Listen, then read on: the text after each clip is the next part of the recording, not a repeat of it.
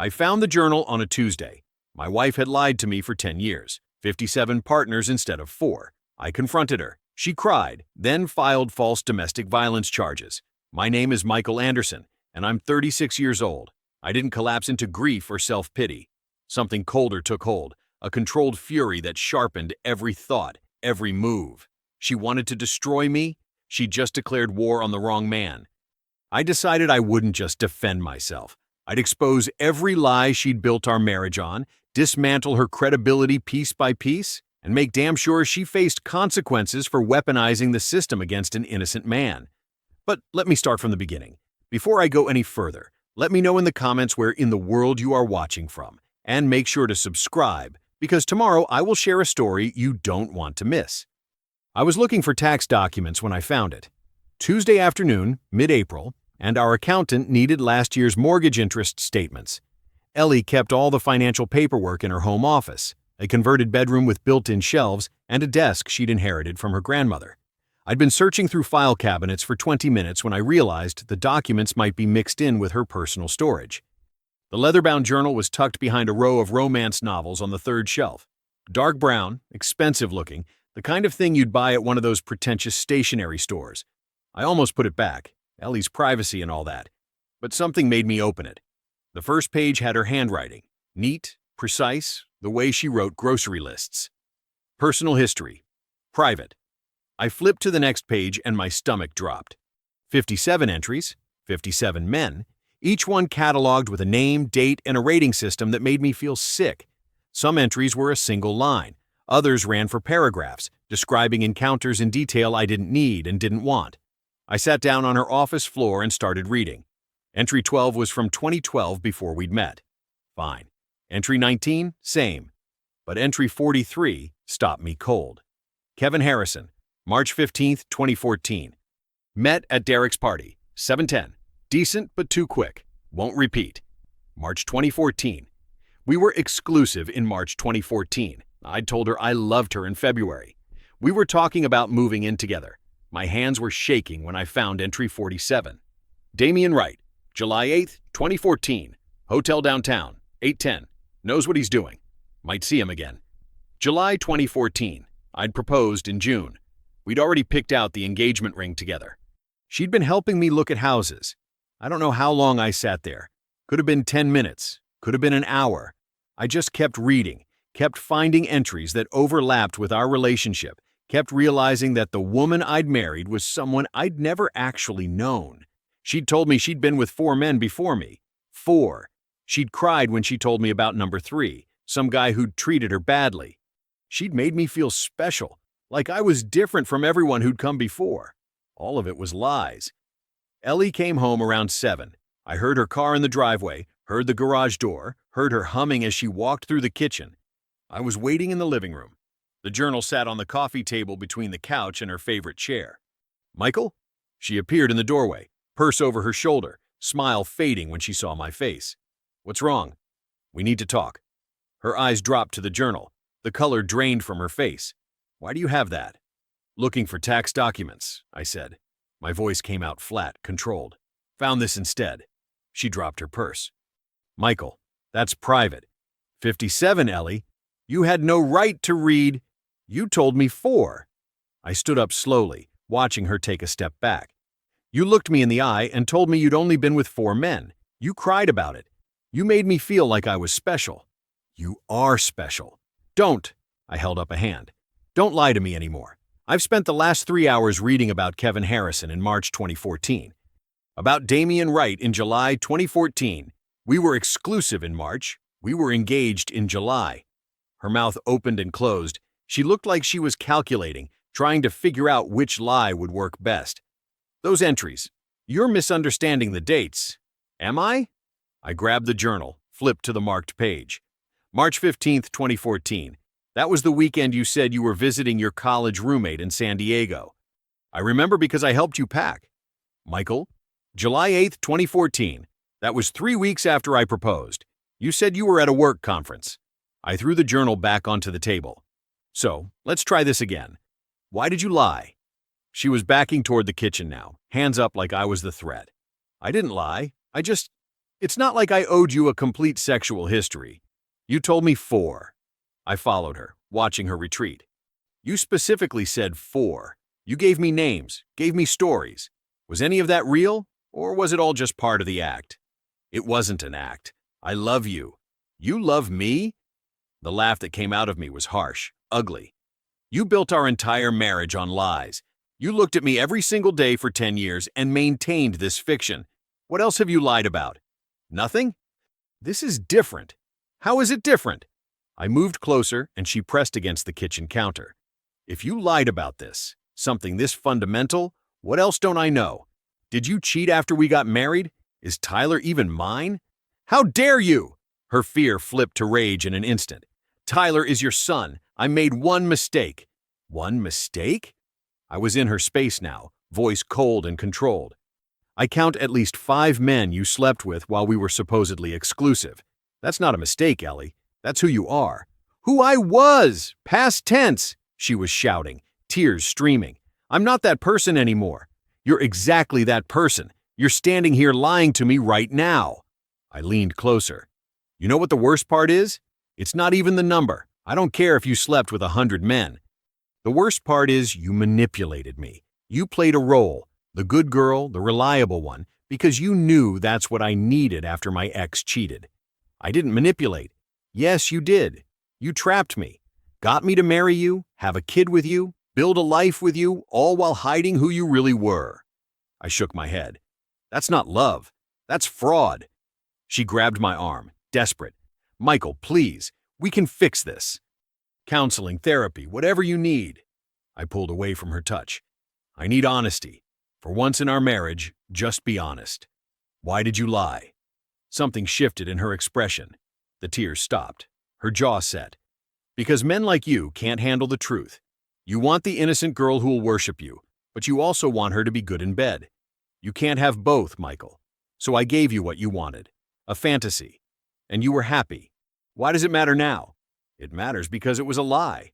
So what? She crossed her arms, defiant. You got a good wife, a good mother for your son, a good life. Would you really have married me if I told you the truth on our 3rd date? I don't know, I said honestly, but I deserved the chance to make that choice. And I deserve to be with someone who wouldn't judge me. Her voice rose again. You think you're so superior, but you're just another man who wants to control. Don't. My voice dropped to something dangerous. Don't you dare make this about sexual freedom. This is about lying.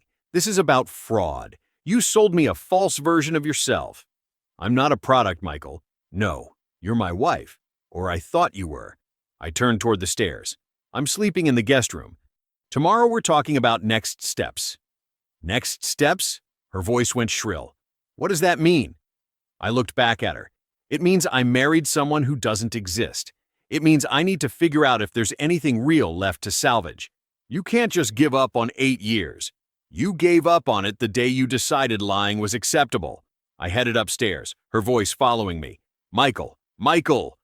We're not done talking about this. But we were, at least for tonight. I lay in the guest room bed, staring at the ceiling. My phone started buzzing around 9 p.m. I'm sorry, please come to bed. We can work through this. I didn't respond. You're overreacting. This is crazy.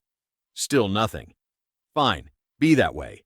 But you're destroying our family over nothing. Around 2 a.m., I turned off my phone and closed my eyes. Tomorrow, everything would change. Wednesday morning, I woke up in the guest room with my neck stiff and my mind already racing. First thing I did was call the colleague who'd survived his own divorce a few years back.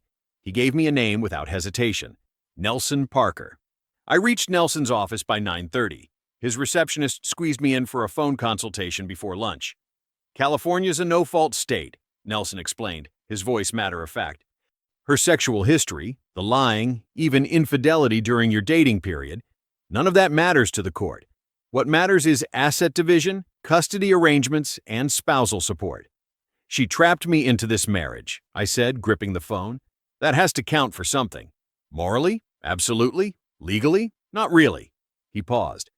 Unless you can prove fraud that materially affected the marriage, hidden debt, criminal history, you're looking at standard dissolution. But here's what you can do. Document everything. Get that journal copied. If you're in California, you're in a one-party consent state for recordings.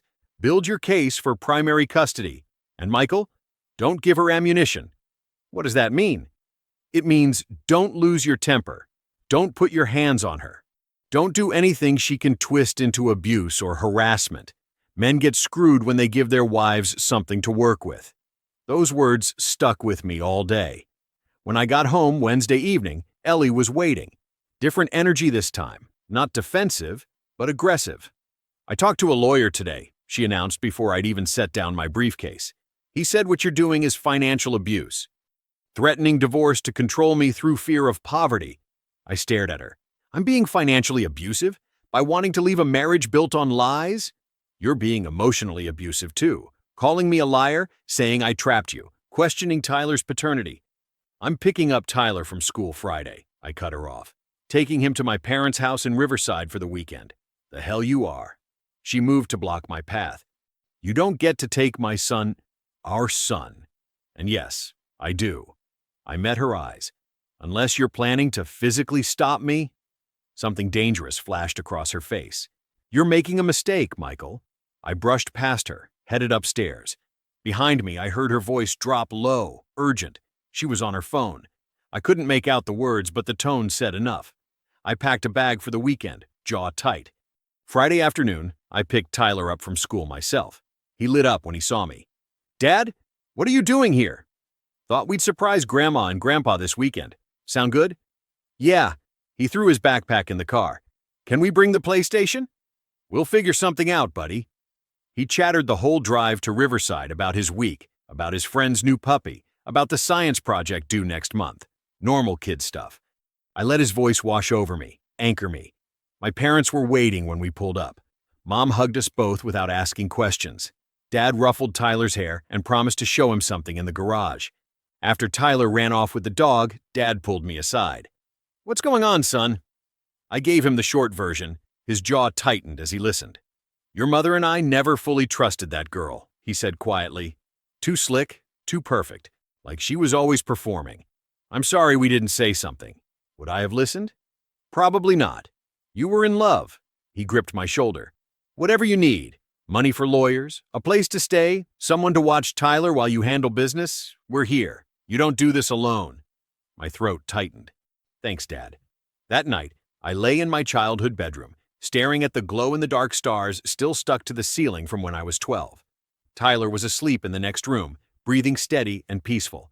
For the first time since finding that journal, I felt clear, settled. I was ending this marriage. I was protecting my son, and I was making damn sure Ellie faced consequences for what she'd done. The path forward felt obvious now, solid. I closed my eyes and fell asleep. Saturday passed in a haze of normalcy that felt almost dreamlike. Tyler played fetch with my parents' golden retriever in the backyard, his laughter cutting through the February chill. Mom made pancakes for breakfast and Tyler's favorite spaghetti for dinner. Dad taught Tyler how to change the oil in his truck. For a few hours, I almost forgot what was waiting for me back home. Sunday morning shattered that illusion. I was pouring coffee in the kitchen when the doorbell rang. Through the window, I saw the patrol car parked at the curb. My stomach dropped. Dad answered the door. 2 officers stood on the porch, a woman in her 30s and a younger guy, maybe mid-20s. Both had their hands resting casually near their belts. We're looking for Michael Anderson, the female officer said. That's me. I set down the coffee mug and moved to the door. What's this about? Sir, we received a report from your wife regarding a domestic incident. We need to ask you some questions. The words hit me like a punch. What domestic incident? Your wife, Ellie Anderson, filed a report stating that on Friday evening, you became physically aggressive during an argument. She says you grabbed her, pushed her against a counter, and threatened her. That's completely false. My voice came out too loud. Tyler was upstairs. I didn't want him hearing this. I never touched her. Sir, she has bruises. We photographed them. I felt the blood drain from my face. I don't care what she has. I didn't put them there. She's lying. She's making this up because I told her I'm divorcing her. Sir, I need you to calm down. I am calm. I forced myself to breathe. Look, we had an argument Wednesday night. A verbal argument. I was angry, yes, but I never laid a hand on her. I left Friday afternoon with my son to come here. You can ask Mr. Anderson. The male officer cut in. Your wife is requesting a restraining order. She says she's afraid of you. Afraid of me? The absurdity nearly choked me. I'm the one who discovered she's been lying to me for 10 years. I'm the one trying to leave peacefully, and now she's… Michael. Dad's hand landed on my shoulder. Call your lawyer. Don't say anything else without representation. The officers exchanged a look. Mr. Anderson, we need you to come down to the station and give a statement, the female officer said. Am I under arrest? Not at this time, but we need your cooperation. I called Nelson from my parents' living room, hands shaking so badly I nearly dropped the phone twice. They're saying I hit her. They're saying she has bruises. Don't say another word to them. Nelson's voice was sharp, focused. I'll meet you at the station. 30 minutes. He made it in 45, expensive suit and leather briefcase, looking like exactly what I needed, a shark in attorney's clothing. Let me handle this, he said as we sat in the interview room. Fluorescent lights hummed overhead. The smell of burnt coffee hung in the air. The detective who questioned me was a woman who looked like she'd seen too much. Lines around her eyes, gray threading through dark hair pulled into a tight bun. Detective Clarice McKinley, she introduced herself, settling into the chair across from us. Mr. Anderson, I just need to hear your side of things. Nelson leaned forward before I could speak. My client was at his parents' residence in Riverside from Friday evening through this morning. He and his wife had a verbal argument earlier in the week. No physical contact whatsoever. Mr. Anderson exercised his legal right as a parent to take his son to visit the child's grandparents. And Friday evening? McKinley asked, looking at me. Where were you when your wife claims this incident occurred? Already at my parents' house, I said. We left around 3:30, 4 o'clock. Got there by 5. I haven't been back to the house since. McKinley made notes. Your wife states the incident happened Friday night. Then she's lying. The words came out flat, hard, which seems to be what she does best. Nelson shot me a warning look. McKinley studied me for a long moment. Mr. Anderson, I've been doing this job for 15 years. I've seen real abuse that gets covered up, and I've seen false accusations that ruin lives. The system isn't perfect. So what am I supposed to do? I demanded. Just accept being called an abuser when I'm not? You stay away from your wife, you document everything, and you hope the truth comes out. She closed her notebook. But you should know, even if we don't file charges, she can still get a restraining order. All she needs is her statement and those photos. Based on lies? Based on evidence of injury. Something that might have been sympathy crossed her face. The courts err on the side of caution. Nelson and I left the station 2 hours later. The afternoon sun felt too bright, too normal for what had just happened. In the parking lot, he turned to me. This is worse than I thought. If she gets that restraining order, you could lose access to Tyler. At minimum, you'll be looking at supervised visitation. But I didn't do anything. Doesn't matter. Perception is reality in family court. He checked his phone. I'm filing for divorce first thing Monday morning. We're getting ahead of the custody issue. Do you still have that journal? Yeah, at the house. We need to copy it. Every page. That's your ammunition. Proof she's been lying from day one. He met my eyes. We're going to war, Michael. You understand that? I looked back at the police station, thinking about Ellie and her calculated lies, about Tyler asking why he couldn't come home with me. Yeah, I said. I understand. Monday morning, I stood in a courtroom listening to my wife lie under oath. Judge Fred Whitmore sat behind the bench, 60-something with gray hair and reading glasses perched on his nose. He looked like someone's grandfather, someone reasonable. But he wasn't listening to reason. He was listening to Ellie.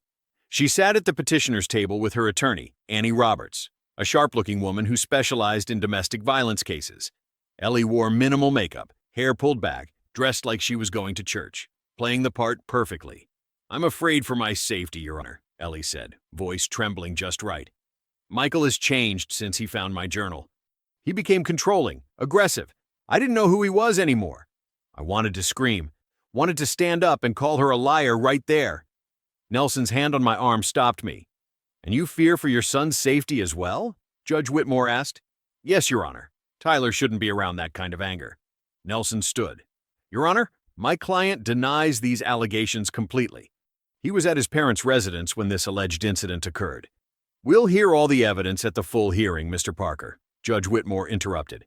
For now, Given the photographs of injuries and Mrs. Anderson's sworn statement, I'm granting the temporary restraining order. Just like that. The order barred me from the house, from contacting Ellie, and worst of all, from unsupervised contact with Tyler. My chest felt like someone had driven a spike through it. We'll challenge it at the full hearing, Nelson said quietly as we left the courtroom. 3 weeks. That's when we can present real evidence. 3 weeks? My voice came out strangled. 3 weeks of what? Supervised visitation. I'm sorry, Michael. The standard for temporary orders is low. They err on the side of caution. 3 weeks became the longest 3 weeks of my life. I moved into a 2-bedroom apartment near my work. Beige carpet, white walls, furniture that came with the place. The kind of sterile space men occupy when their lives have fallen apart. I hung one picture, Tyler at his last birthday party. That was it. Supervised visits happened at a county facility on Maple Street. Depressing room with toys meant for toddlers and a social worker named Diane Sanders, who sat in the corner taking notes on everything I said, everything I did. The second visit, Tyler asked the question I'd been dreading. Daddy, why can't I stay with you? He was sitting on the floor, building something with blocks that were too young for him. 7 years old and already processing a divorce he didn't understand. It's just temporary, buddy. Some grown-up stuff Daddy has to work out. Did you and Mom have a fight? I wanted to tell him the truth, that his mother was destroying our family with lies. Instead, Mom and I are having some problems. But that has nothing to do with you. I love you, and I'm gonna fix this. His face got serious, the way kids' faces do when they're trying to understand something too big for them. Is it like when Brady Wilson's parents got divorced? Brady Wilson, a kid from his class whose father had moved to Portland after the split. Maybe, I said carefully. I don't know yet. Brady says his dad moved far away and he only sees him in the summer. Tyler's voice got small. Are you going to move far away? No, that's not going to happen to us. I promise. But sitting there in that depressing room with Diane Sanders writing in her notebook, I wondered if it was a promise I could actually keep. Meanwhile, Ellie was winning the public narrative. She posted on social media about healing from trauma and protecting my peace. Photos of her looking contemplative, strong, survivor chic, and people ate it up. Jasmine Rodriguez, someone I'd known for 6 years, posted, "Proud of Ellie Anderson for getting out of a toxic situation. No woman should have to live in fear. Believe women." I stared at that post for 10 minutes, rage building in my chest. When I started typing a response, my phone rang. Nelson. Don't, he said without preamble. Whatever you're about to post, don't. She's lying about me publicly, and if you engage, you look guilty. Abusers always try to control the narrative, always claim they're the real victim. You respond, that's exactly what it looks like. His voice was firm. Stay silent. Let her hang herself. I deleted my half-written comment. 10 days into the nightmare, I got a text from a number I didn't recognize. Michael, it's Jeffrey Wild. I heard about what's happening. I need to talk to you. It's about Ellie. Jeffrey Wild. College friend. Been at our wedding but drifted away over the years. We met at a coffee shop in neutral territory the next afternoon. He looked uncomfortable the second he sat down. Guilty, even. I should have said something years ago, he started. But I didn't think it was my place. And honestly, you seemed happy. Said something about what? Jeffrey took a breath. About Ellie. Before you two got serious, we slept together a few times. She was very different then. Very aggressive. Very sexual, very open about having multiple partners. I know about her past, I said. I found her journal. Then you know she lied to you. He leaned forward. But there's more. After you guys got engaged, she called me, drunk. Wanted to hook up one last time before becoming boring married Ellie. Everything stopped. When? 2 months before your wedding. I turned her down, but Michael, she tried. She really tried. He pulled out his phone. I saved the texts because they made me uncomfortable. She was really aggressive, and I was worried she might claim something happened if I just ghosted her.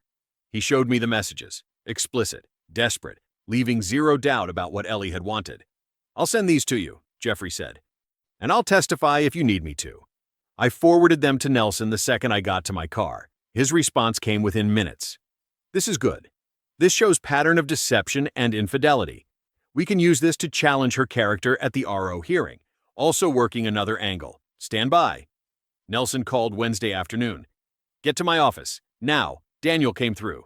I was there in 20 minutes. Daniel Clarkson sat in Nelson's conference room, a thick folder spread across the table. Former cop, maybe 50, with the kind of tired eyes that had seen too much bullshit. Mr. Anderson, he shook my hand. I've been doing this work for 15 years. This is one of the most clear-cut cases of false accusation I've ever documented. Nelson gestured to the folder. Show him. Daniel pulled out the first set of documents. Your neighbor, Patricia Summers, has a doorbell camera. Faces your driveway. She gave me access to the footage. He opened his laptop, pulled up a video file. There was Ellie, Friday evening, walking to her car. Timestamp, 7:43 p.m., hours after I'd left with Tyler. She looked fine. No limping, no visible injuries, nothing. She drives to LA Fitness, Daniel continued, clicking to another clip. Spends 2 hours there. Returns at 9:52 p.m. Same thing. Normal walk, no signs of trauma. So, the bruises came from somewhere else, Daniel finished. Gym equipment maybe, self-inflicted possibly.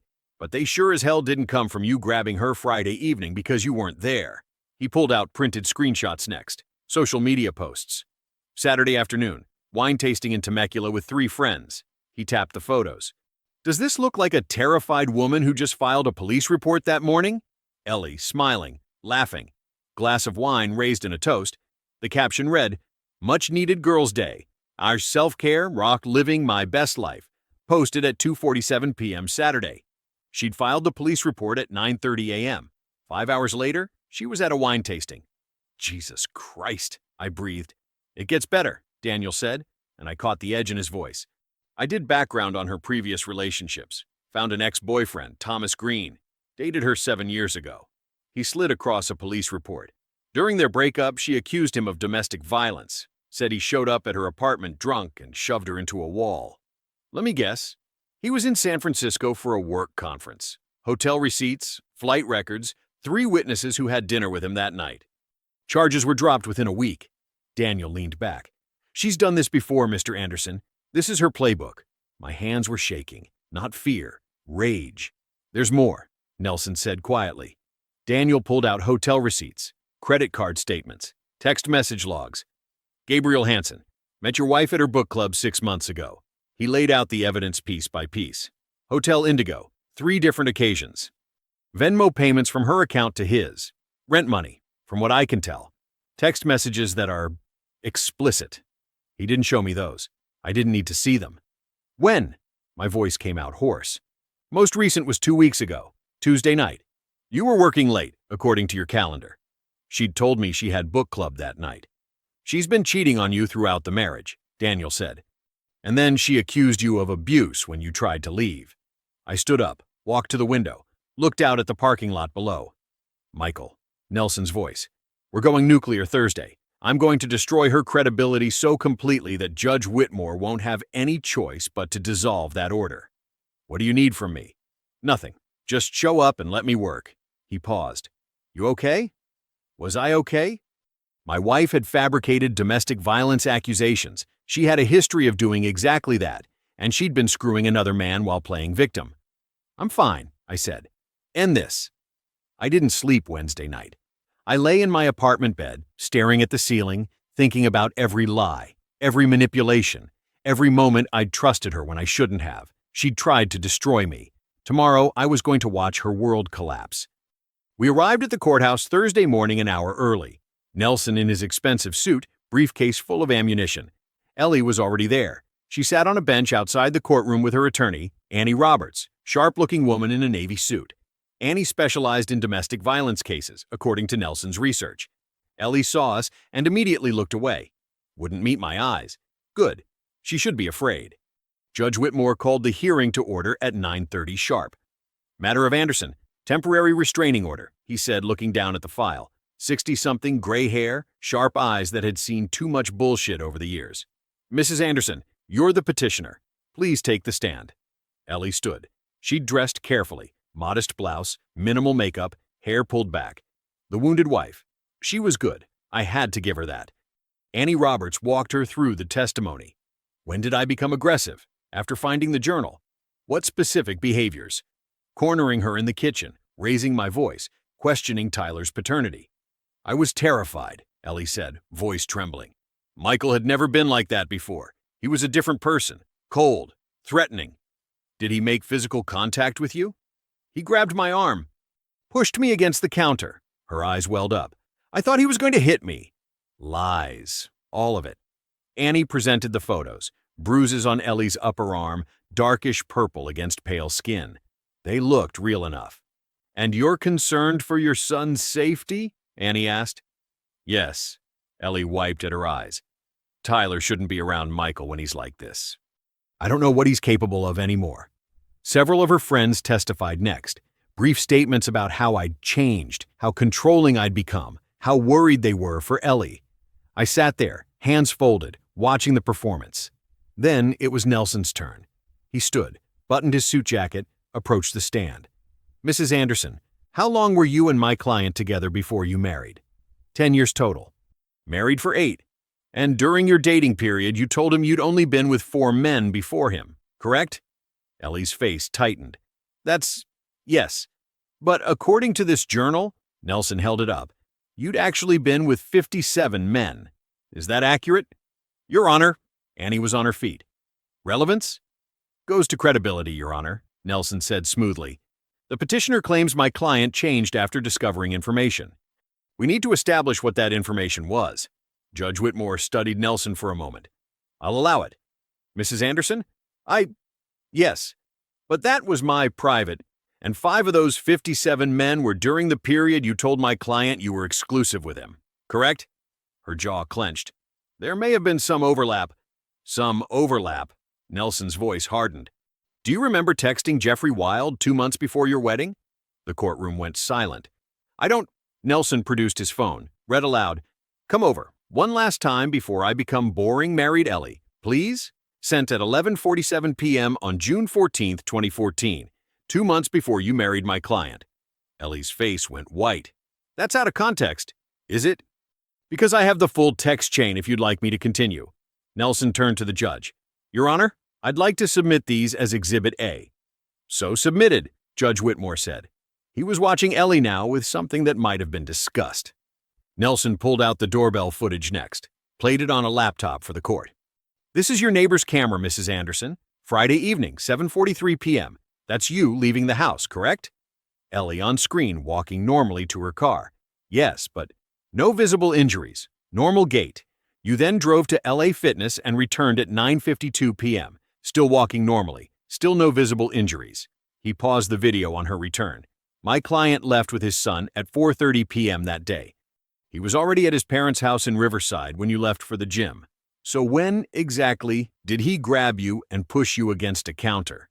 Ellie's mouth opened and closed. Annie Roberts tried to object, but Nelson kept going. And this, he pulled out printed photos, is your Instagram post from Saturday afternoon. Much needed Girls' Day, you wrote.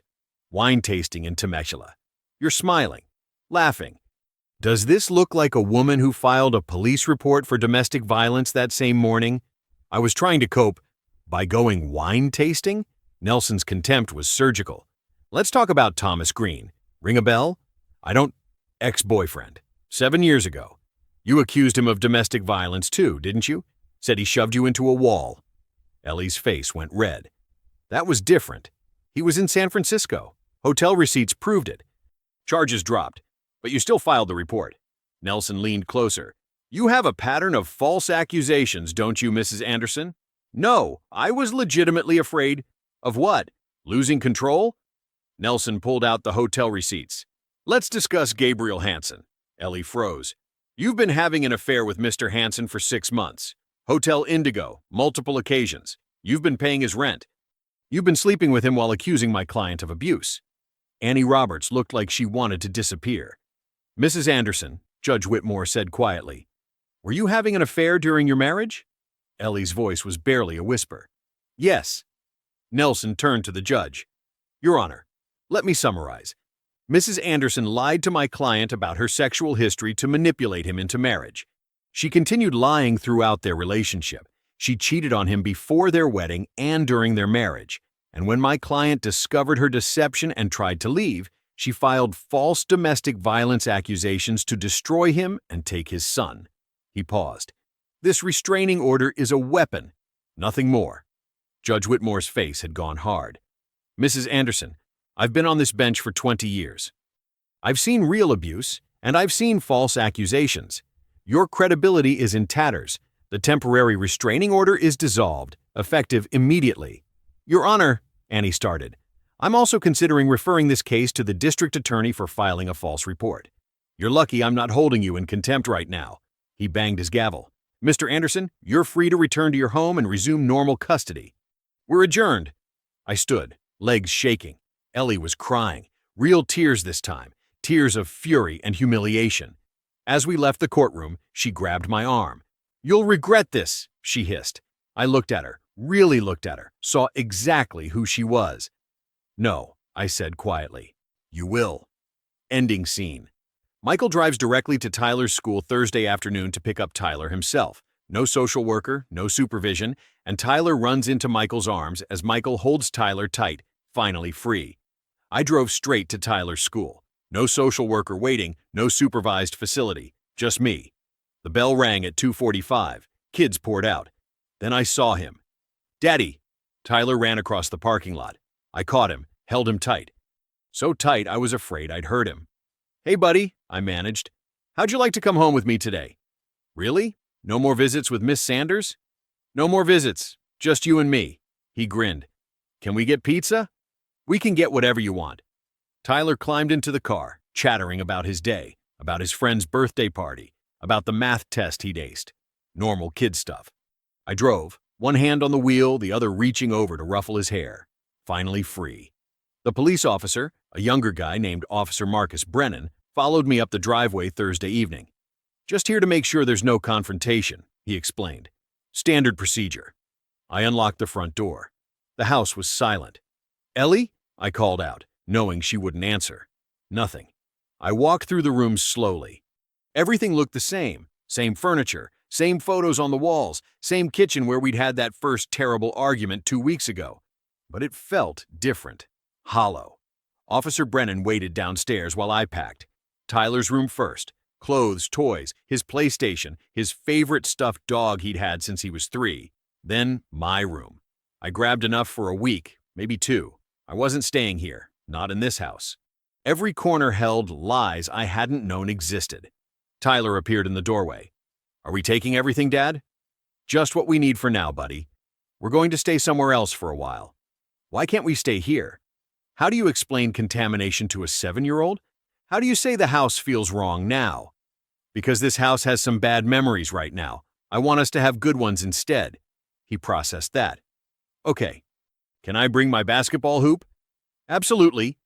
40 minutes later, we'd filled the car. Officer Brennan helped carry the heavier bags. "Good luck, man," he said as he left. "I've seen situations like this before. You did the right thing fighting back." I watched him drive away, then looked at the house one more time. This had been my home for 6 years. The place where Tyler learned to walk, where we'd hosted birthday parties and Thanksgiving dinners, where I'd believed I had a real marriage. All of it built on lies. I locked the door and didn't look back. Over the next 2 weeks, I focused on Tyler. Regular schedule. School drop-off at 7:45, pick-up at 2:45, homework at the kitchen table, dinner together every night, sometimes just us, sometimes at my parents' house. "Is Mom okay?" Tyler asked one evening over spaghetti. "She's fine. She's staying with your grandmother." "When can I see her?" "Soon. We're working that out." He twirled pasta around his fork. "Brady says when parents get divorced, everything changes." I put down my own fork. "Some things will change, but you know what won't. How much I love you, how much your grandparents love you. That stays the same. Promise?" "Promise." Meanwhile, Nelson was tearing through the divorce like a shark through water. "California's no fault," he told me during a meeting, "but her affair and false accusations give us leverage. She knows she screwed up. We're using that." Discovery revealed things that made the journal seem almost quaint. Credit cards I'd never opened, $40,000 in debt, all in my name. "She forged your signature," Nelson explained. "That's fraud, potentially criminal. Bank transfers to Gabriel Hansen, 3 months of rent payments, $1,500 a month. She was bankrolling her affair partner with your money," Nelson said flatly. "Employment history that was fiction. Companies she'd claimed to work for had no record of her, references that didn't exist. "Who is she?" I asked Nelson at one point, because I'm realizing I never actually knew. "A con artist," he said. "Someone who's gotten by on looks and manipulation her whole life. You were just her longest mark." That hurt, but it was also true. 6 weeks after the hearing, Nelson called with news. She wants to settle. Her lawyer knows she has no leverage. What's she offering? 40-60 assets split in your favor, given the debt she racked up. She waives spousal support. Shared custody with primary physical custody to you. And the debt? All hers. We're requiring her to refinance those cards in her name and indemnify you against liability. It was better than I'd hoped. What's the catch? No catch. She's scared, Michael. She knows you could destroy her reputation. She knows she barely avoided contempt. She wants this over. I thought about it. About mercy versus justice. I want one more thing. What? A written confession. Everything. Every lie, every manipulation, every false accusation, notarized, and if she ever badmouths me to Tyler or anyone else, I release it publicly. Nelson was quiet. Then, that's brilliant. Ensures her silence without you doing anything questionable. Can you get it? I'll make it happen. 3 days later, I had it. 10 pages, signed, notarized, witnessed. A confession of fraud, infidelity, false accusations, identity theft, employment misrepresentation, my insurance policy. The divorce finalized 2 months later. I kept the house, decided to sell it eventually, but needed time. Ellie moved in with Gabriel. That lasted 6 weeks before he kicked her out. Tyler saw her every other weekend, supervised at first, then gradually unsupervised as he got older. He adjusted. Kids are resilient. I started dating again after 6 months. Cautiously. Very, very cautiously. Life returned to normal. Better than normal, actually. Then, 8 months post-divorce, my boss called me into his office. Richard Dalton closed the door behind me. "Michael, I don't know what's going on, but there are some posts circulating about you that are concerning." My stomach dropped. "What kind of posts?" "Accusations. About your marriage, your divorce." He pulled up something on his computer. "Someone sent this to HR." I looked at the screen. A blog. "Surviving Narcissistic Abuse. One Woman's Journey. Ellie." I read 3 paragraphs before my vision went red. "It's my ex-wife," I said. "She's lying. Again." Richard studied me. "Can you prove that?" I pulled out my phone, found the PDF of Ellie's confession, sent it to him. "Read that." He opened it. Started reading. His eyebrows rose higher with each paragraph. Ending scene. Michael's boss reads Ellie's signed confession with eyebrows raised, saying, "Holy shit," and confirming Michael is completely vindicated, then suggesting Michael has grounds for a defamation case. "Holy shit," Richard said. He kept reading. 5 pages. 6. Finally, he looked up. "You're completely vindicated. This woman is unhinged. Can I use this to stop her? I'm not a lawyer, but I'd say you have a damn good defamation case." I was already dialing Nelson. I called Nelson from my car in the parking garage.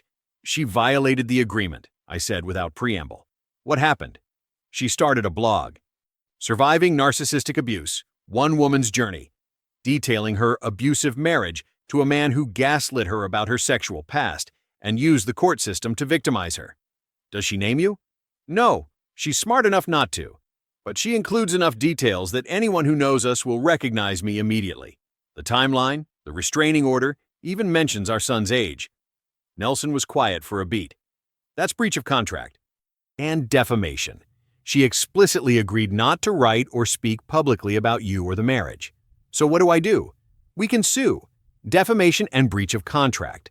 Given her signed confession and the settlement terms, this is a slam dunk." I gripped the steering wheel. "I want to give her one chance." "What?" "Send her a cease and desist. Remind her what she signed. She has 48 hours to delete the blog and post a public apology, or we release everything." "Everything?" "The confession, court transcripts, evidence from the restraining order hearing, all of it, public record." Nelson exhaled slowly. "Michael, if we do that, there's no going back. This goes nuclear." She had her chance to disappear quietly. She chose this. Let me draft the letter. Nelson's cease and desist was surgical. It quoted Ellie's own confession back to her, paragraph by paragraph, detailed exactly how she'd violated the settlement, promised swift legal destruction if she didn't comply within 48 hours. She didn't comply. Instead, she doubled down. A new blog post appeared the next morning. When your abuser uses the legal system to silence you. I read it sitting at my kitchen table, coffee going cold in my hand. She was claiming I was using threatening legal letters to silence her truth, that men like me weaponize the court system against vulnerable women, that she wouldn't be intimidated. My phone was already ringing. Nelson. You saw it? I saw it. What do you want to do? I didn't hesitate. Release everything. Michael. Everything, Nelson. The confession, the court transcripts, the evidence from the restraining order hearing. I want her lies exposed so completely that no one will ever believe her victim act again. There's no walking this back. Good. She wanted to go public? Let's give her what she wants. Nelson filed the defamation suit that afternoon, but more importantly, he filed it with every piece of evidence attached as public exhibits. Court documents are public record. Once filed, anyone could access them. The internet did the rest.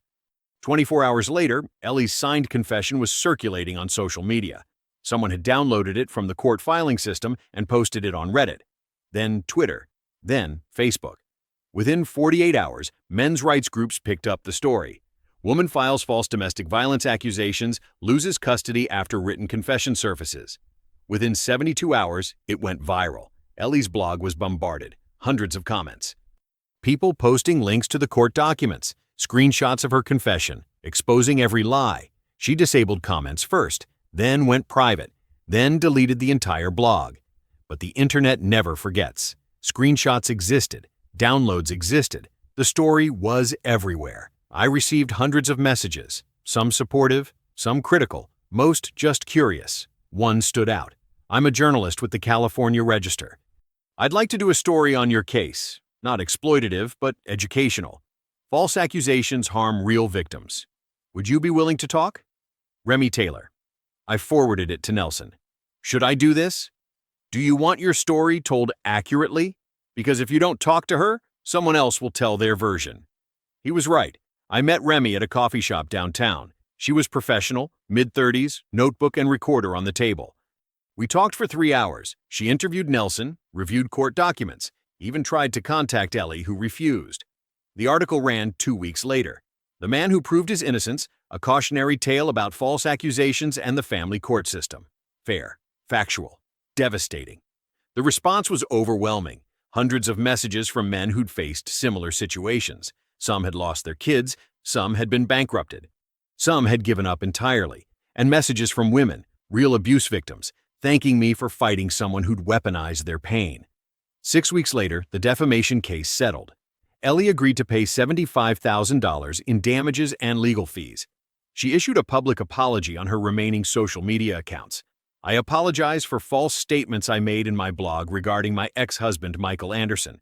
The statements were inaccurate and defamatory. Mr. Anderson never abused me, and the accusations I made during our divorce were false. I take full responsibility for my actions and the harm I caused. It stayed up for 30 days, long enough for everyone who'd seen her lies to see the truth. She also surrendered primary custody, supervised visitation only, until Tyler was old enough to choose. And she agreed never to write or speak about me again. Finally, Ellie Anderson disappeared from my life. 5 years after the divorce, an envelope arrived at my house with Nelson's firm logo in the corner. Inside was a handwritten letter. From Ellie. I stood in my kitchen, the kitchen in the new house Leslie and I had bought together 2 years ago, and stared at my ex-wife's handwriting for a long moment before opening it. Michael, I know I have no right to contact you. I know you probably don't want to hear from me, but I need to say this, and I need you to know it's genuine. I destroyed everything. My marriage to you, my relationship with Tyler, my reputation, my career prospects. I did that. Not you. Me. I've been in therapy for 3 years. I've been diagnosed with several personality disorders that apparently explain, if not excuse, my behavior. I'm medicated now. I'm working on myself. I'm not asking for forgiveness. I don't deserve it. I'm not asking to see Tyler. I know that ship has sailed and probably should have. I'm just asking you to know that I understand what I did was wrong. Deeply, fundamentally wrong. You were a good husband, a good father. You deserved better than what I gave you. Tyler deserves better than what I was capable of being as a mother. I hope you found happiness. I hope Tyler is thriving, and I hope someday you can think of me without anger. I'm sorry. Ellie? I read it 3 times. Leslie found me standing there, one hand on the counter, letter in the other. Her hand rested unconsciously on her belly, 7 months pregnant with our daughter. What is it? She asked. I showed her. She read carefully, then looked at me. How do you feel? I don't know. I took the letter back. Part of me wants to believe she's genuine. Part of me thinks this is just another manipulation. Does it matter? What do you mean? I mean, whether she's sincere or not, whether she's actually changed or not, does it change anything for you? Leslie moved closer. You've moved on. You're happy. Tyler's happy. She's not in your life anymore. Does her apologizing or not apologizing affect any of that? She was right. It didn't. I think I'm going to choose to believe she's genuine, I said slowly. Not because I think she deserves my belief, but because I don't want to carry anger anymore. I spent so much time being angry at her, and it didn't make me feel better. It just made me tired. So, what are you going to do? Nothing. I put the letter in my desk drawer. I'm not going to respond. I'm not going to acknowledge it. I'm just going to file it away and keep living my life. That feels right, Leslie said. And it did. Tyler was 14 now, taller than me, played varsity basketball, made decent grades. He knew the full story about his mother, not because I'd told him, I'd kept my promise to be fair, but because he'd Googled it himself when he was 12. We'd had a long conversation about it. He cried, I cried, but we got through it together. He hadn't seen Ellie in person since he was 9. She sent cards on birthdays and Christmas, which he usually read and then filed away. He wasn't angry at her. He was just indifferent, which was probably sadder than anger would be. I'd heard through the grapevine that Ellie had remarried, someone in Arizona who apparently knew about her past and married her anyway. I hoped it worked out for her. I genuinely did. Leslie and I had been married for 2 years now. The pregnancy was going smoothly. Tyler was excited about being a big brother, though concerned about diaper duty. My career had flourished after the case. The publicity, while initially uncomfortable, had opened doors. I'd given one speech at a legal conference about family law reform, talked about the flaws in the system, about how easily protective mechanisms can be weaponized. The reception was mixed, but several attorneys told me afterward that my case had changed how they approached restraining order requests. Maybe some good came from all the pain. My parents adored Leslie, spoiled Tyler rotten, and were excitedly preparing to be grandparents again. Looking back, I could see how that confrontation in the kitchen 5 years ago was a fulcrum moment. The man I was, naive, trusting, willing to overlook red flags, died that night.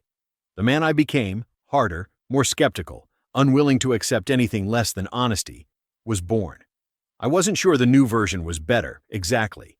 He was more guarded, but he was also more resilient, more confident, more free.